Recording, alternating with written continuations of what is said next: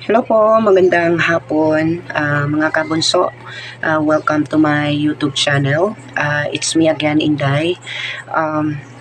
Magbibigay lang po tayo ng update para sa ating darating na Friends Day ngayong July 27. Next week na po siya, next Sunday ang Friends Day po natin. That's 3 p.m. po sa Villamor Air Base sa May Pasay.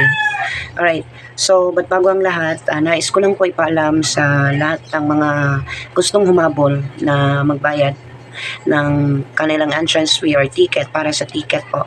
Ngayong araw po ang last day ng pagbayad po natin. Cut off po bali ngayong araw na to, July 20.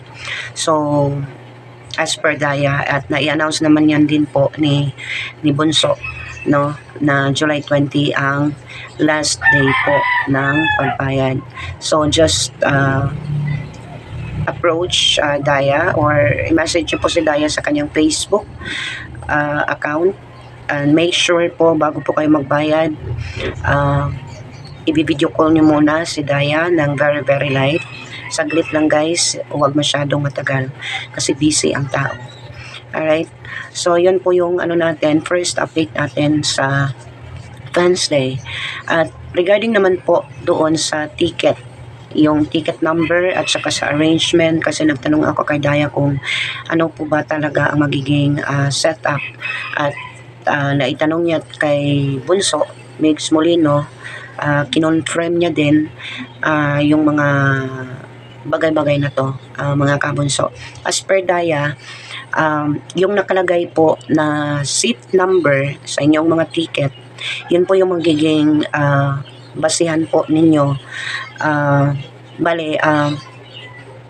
Sa mismong registration po doon sa venue, makikita nyo po if ano ang magiging table number ninyo. Base po doon din sa number ng ticket ninyo. So makikita nyo sa registration pa lang, makikita nyo na ang magiging table number ninyo based po sa seat number po. Okay? And ayun po yung pagbabasihan po natin doon. Alam nyo na kung saang table kayo, at sa table na yun, nandoon yung mga seats number na kung saan nakalagay po sa inyong mga ticket. So sabi din ni Daya, open naman po yung venue like last event, kahit po di magkatabi or di magkatabi ang magkakasama, pwede po sila mag-enjoy at lumapit kay Bunso. Ayun po yung sabi daw ni Bunso kay Daya, at ipinahatid po, inano ni Daya din sa akin na yun po yung magiging setup po natin. So ayun lang ang update po natin so far. I hope na clear po ang lahat. Kung may katanungan po,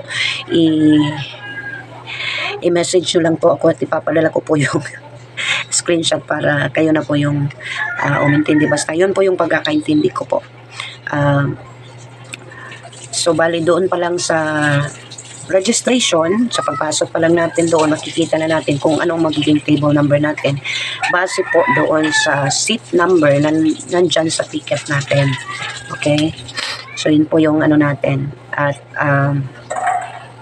regarding sa payment, hanggang ngayong araw na lang po ang pagbayad po natin, 2,500, free food na po. Iyan. So yun lang, 7 days na lang mga kabulso, kasi today is July 20. Sana maging okay po ang panahon, wala pong bagyo, no? Kasi sa